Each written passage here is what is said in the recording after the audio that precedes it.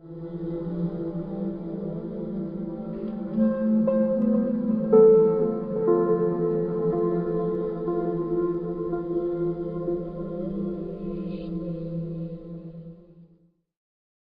Ermua, durante mucho tiempo tuvimos más de un encontronazo con Herri Batasuna y peleamos precisamente el respeto que exigíamos a que quienes no éramos nacionalistas éramos ciudadanos, éramos personas, éramos vascos y teníamos derecho a no ser nacionalistas. Hubo varias anécdotas para mí relevantes de echar pulsos a Herri Batasuna precisamente exigiendo que se nos respetara, ¿no?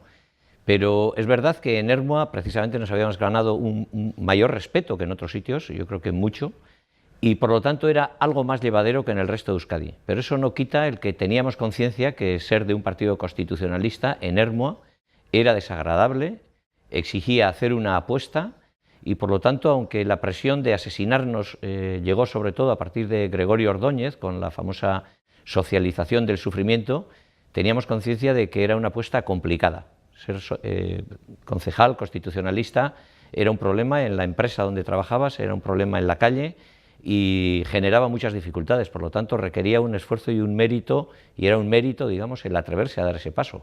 Por ejemplo, cuando yo salí de alcalde, recuerdo que bailé el aurresku, el baile vasco, en las primeras fiestas de Santiago que teníamos en Ermua, ¿no? Yo salí en mayo y en julio bailé en la plaza. Les molestó profundamente a los de Herri Batasuna, porque esas navidades, precisamente para ridiculizar al alcalde que había bailado el aurresku, pues dos concejales, bueno, un concejal y otro de Herri Batasuna, iban bailando el día que celebramos el olenchero, que es un poco el que reparte los regalos, digamos, en la cultura vasca, iban ridiculizando al alcalde bailando fatal, ¿no? Entonces, recuerdo que para mí era claramente un intento de afronta política, de negar que el alcalde pudiera bailar el aurresku o pudiera ser uno más. Y recuerdo perfectamente que compré 30 pistolas en un almacén, con pistolas de plástico, que repartí entre diferentes personas que compartíamos ese acto de acompañar al olenchero. Y cuando se le dio fuego al olenchero, antes de darle fuego al olenchero, en el primer momento que se hace eso, yo di unos pasos, eché la primera pistola de plástico y otros más fueron echando las pistolas de plástico. Eso en Ermua se hizo y era claramente una afrenta para la gente de Herri Batasuna y ETA, porque claramente era una petición al olenchero de que había que acabar con las pistolas y con las armas, ¿no? Y eso sería el año 91-92. Tuvimos otra pelea, vamos a decir, importante, cuando pusieron unos carteles en los que 5 o 6 personas de Ermua se les amenazaba por diferentes motivos. Uno era Archaña, el otro era de una organización como las Juventudes del PNV, en fin, había este perfil de personas, ¿no? Entonces, al de unos días íbamos a celebrar el pleno del ayuntamiento, tocaba, y entonces en vez de celebrarlo en este salón de actos, sin que Herri Batasuna se enterara, lo llevamos al cine. En el Teatro del Cine pusimos las mesas donde tienen que estar los actores en el escenario y convocamos a 200 personas o más, y a Herri Batasuna se le recriminó directamente y a la cara lo inadmisible que era amenazar a ciudadanos, ¿no? Y en Ermua las movilizaciones que se hicieron, que en aquel momento se hacían de forma silenciosa, se hacían no multitudinarias, pero bueno, igual estábamos 40 o 50 personas, cuando en otros muchos municipios, casi del tamaño de Bilbao, pues había las mismas, ¿no? Es decir, había habido unas cuantas respuestas a Herri Batasuna en pequeños asuntos que pueden parecer anecdóticos, pero donde ya se reflejaba una voluntad de no pasarles, de contestar, tener una actitud activa frente al uso clarísimo que hacían los intolerantes de la amenaza y del acoso.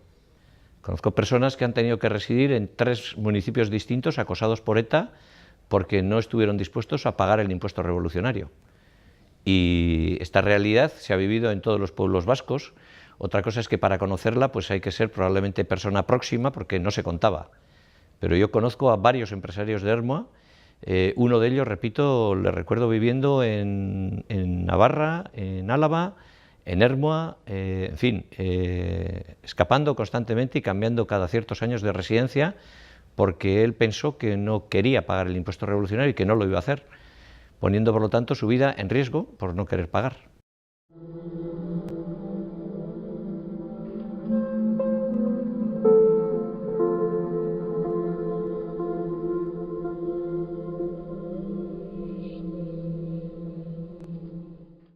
Bueno, para mí Miguel Ángel era un chaval, o sea, era una persona muy joven, muy ilusionada y que se atrevió a dar ese paso que decía anteriormente que en Euskadi no era fácil, ¿no? Que era decir, pues yo voy a ser concejal, asumo esta responsabilidad y lo hago, ¿no?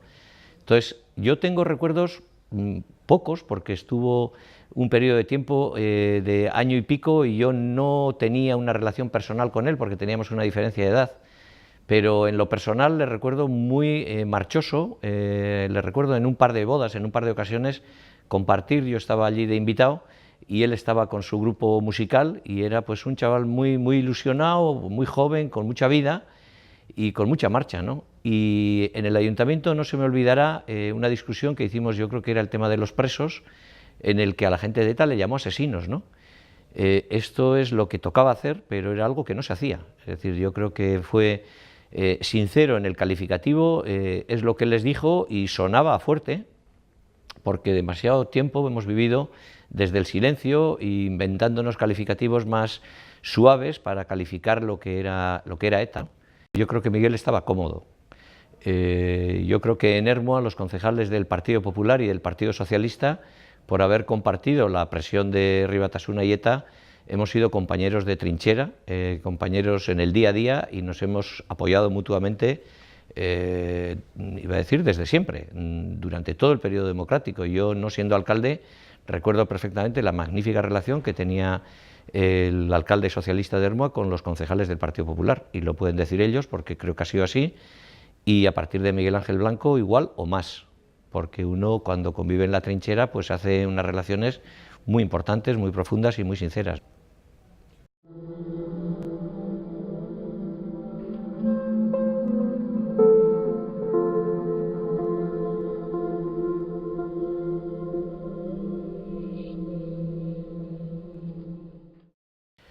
Bueno, yo tenía ya unos años de experiencia política porque, como decía antes, viví el periodo de la transición y era alcalde de un municipio vasco. Y la verdad es que yo las expectativas de que a Miguel Ángel le pudiéramos sacar con vida que tenía eran muy pocas. Pero también tenía claro que ETA tenía que pagarlo, que nosotros no nos podíamos quedar quietos, que la vida de Miguel Ángel exigía un esfuerzo importantísimo y que teníamos que hacerlo, y que además de la vida de Miguel Ángel estaba su vida, estaba la nuestra, estaba la libertad suya, estaba la nuestra, y que por lo tanto la apuesta era muy alta y creíamos que teníamos que dar la apuesta respondiendo con una absoluta firmeza y seriedad, ¿no? Y por lo tanto yo las expectativas de que pudiéramos sacar a Miguel Ángel que tuve fueron escasas, pero que merecía la pena luchar por él y luchar por la vida y por la libertad de todos, no tuve ninguna duda. Y creo que la historia ha demostrado que la apuesta que se hizo en Ermua, los ciudadanos movilizándose, romper el silencio y gritarles asesinos, y por lo tanto crear una esperanza de que vamos a luchar contra ETA, creo que dio muchos resultados y que fue muy importante para la democracia española y para todos los que vivimos aquí. Por supuesto, yo creo que hubo varios factores, ¿no?, que se sumaron uno con otro. Veníamos del secuestro monstruoso de Ortega Lara, que era muy reciente, asesinatos constantes, una angustia por la falta de libertad horrorosa, y por lo tanto digamos que había gasolina en el ambiente, estábamos muy hartos muchos demócratas vascos de aguantar a ETA, y la respuesta social era absolutamente timorata, y por lo tanto había condiciones ambientales para que algo tuviera que pasar, ¿no?, algo pasara frente al terrorismo de ETA. Sin duda el perfil de Miguel Ángel marcó. Es decir, era una persona tan joven que todos podíamos entender qué aberración y qué monstruosidad, ¿no? Y luego el hecho de tenerle 48 horas secuestrado con la angustia de le liberarán o no le liberarán, es decir, su propia personalidad. Yo creo que hubo otros factores también que metieron, digamos, más gasolina al ambiente. Uno, el que cuando nos movilizamos creo que se creó cierta esperanza. Es decir, la expectativa de que podíamos luchar contra ETA, de que podíamos intentar pelear por la vida de Miguel Ángel y por la vida de todos y por la libertad, es decir, el crear una expectativa de que podíamos luchar contra ETA, yo creo que fue muy importante. Aquellas movilizaciones hicieron que mucha gente pues creciera su dignidad, se encontrara más cómoda movilizándose que quedándose en su casa en silencio y comiéndose las tripas, ¿no? Por lo tanto, abrimos una espita, una vía de crecimiento de la sociedad, de dar respuesta a ETA. Y yo creo que hubo otro tipo de elementos también, ¿no? Porque nosotros cuando reivindicábamos la vida de Miguel Ángel teníamos plena conciencia que estábamos reivindicando los derechos humanos. Se produjo un debate, yo creo que muy importante, en el que la patria y el conflicto y las tonterías asquerosas ideológicas que vendía Herri Batasuna y ETA, pues conseguimos que quedaran en un segundo plano. Es decir, el poner a las personas, los derechos humanos, en el foco de lo que tenemos que analizar, olvidándonos de patrias que se comen a sus hijos, yo creo que también fue relevante. Es decir, hubo varios aspectos del respeto al derecho a las personas, la creación de esperanza y superar el miedo que generaba. En fin, creo que hubo varias claves que permitieron que luego hubiera una continuidad en el tiempo y ETA acabara pagando su factura, ¿no? Desde los primeros momentos que tuve ocasión de conocer que habían secuestrado a Miguel Ángel, tuve muy clarito que la respuesta se la tenía que dar la sociedad, no el Partido Socialista, ni el Partido Popular, ni el Partido Nacionalista Vasco, ¿no?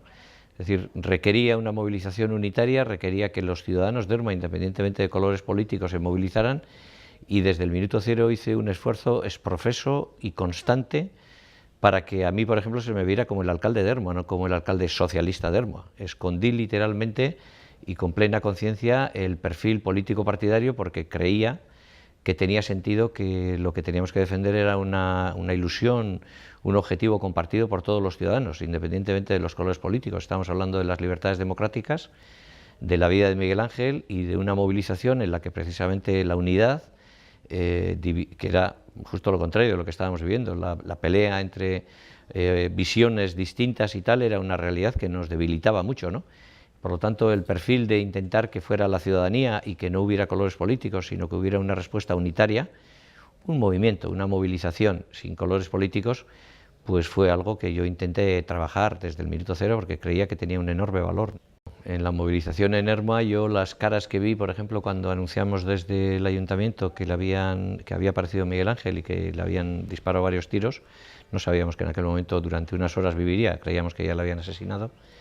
Las caras de horror fueron terribles. A mí me recordaba las movilizaciones, bueno, las imágenes de Goya con los fusilamientos. O sea, era terrible y tenía plena conciencia de que tanta energía latente pues podía desembocar en cualquier cosa, ¿no? Por eso acordamos, por ejemplo, en aquel momento, y en otro momento también lo hicimos, hacer una movilización en forma de manifestación para que aquella energía fuese positiva, porque las tripas nos pedían a todos hacer cualquier barbaridad y hubiera sido un error demasiado grave, ¿no? Yo creo que a mí me parecía que tenía la responsabilidad, por ejemplo, de que en mi pueblo las respuestas de los demócratas no fuesen como las de los totalitarios, como la de los fascistas vascos, ¿no? Tenían que ser ordenadas y tenían que poner en valor lo que nos diferenciaba de ellos. Nosotros teníamos unos valores, tenemos la ley y teníamos que hacer una movilización respetuosa con todos. También hubo un hito cuando se le dio fuego a la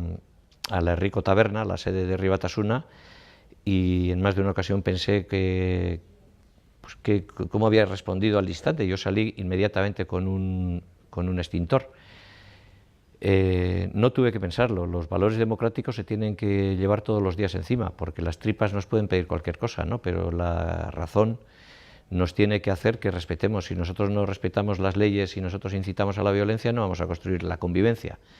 Es decir, teníamos que estar por encima de ellos y se vivieron momentos muy complicados y muy peligrosos, pero se vivieron bien y se respondieron pues demostrando que tenemos otros valores y que somos mejores que ellos.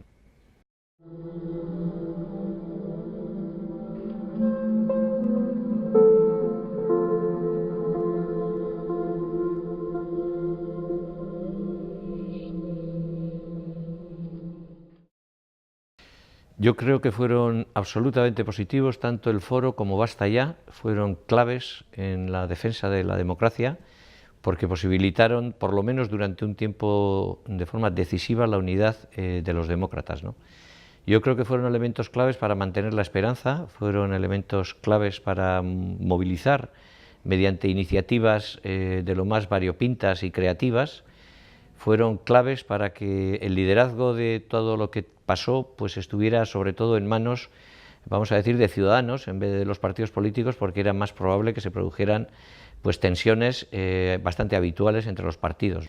y por lo tanto yo creo que tuvieron un valor clave absolutamente en los resultados positivos de lucha contra ETA. A mí me parece que luego las peleas que se fueron produciendo por ideologías partidarias, etcétera, son también parte de la historia y son una realidad con la que hay que trabajar, pero me parece que la democracia española les debe algo, porque permitieron, como decía, articular una movilización súper decisiva para que los ciudadanos se movieran independientemente de pertenecer a un color o a otro.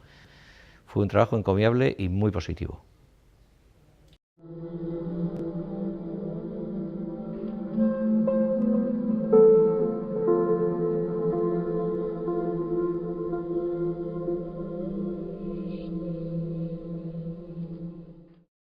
Hay una contradicción con la que estamos viviendo muchos, yo por lo menos la tengo constantemente, que es el de la memoria necesaria para no olvidar las aberraciones que se produjeron, porque es de justicia hacia las víctimas, es importante para que no vuelva a suceder y porque además todavía no se ha desmontado en parte, por lo menos, el odio que algunos sembraron durante décadas, ¿no? Y por lo tanto, ante este tipo de lógicas es necesario seguir trabajando, pero el ciudadano a pie yo creo que está muy agotado.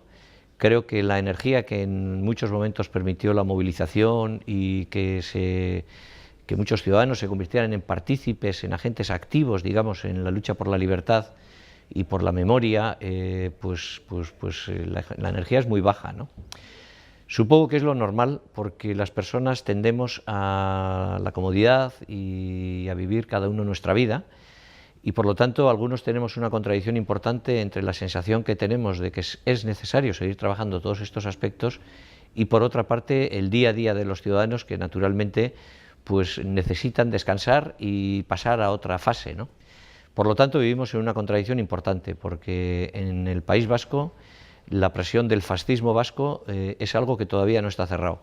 En mi opinión, no puedo considerar como cerrado un asunto en el que muchos asesinaron, crearon terror, crearon todo un estado paralelo en el País Vasco y no han hecho una crítica de ese pasado y no han pedido perdón a las muchas personas asesinadas, a las familias de estas y a quienes sufrieron también, aunque no acabaran en una tumba, ¿no?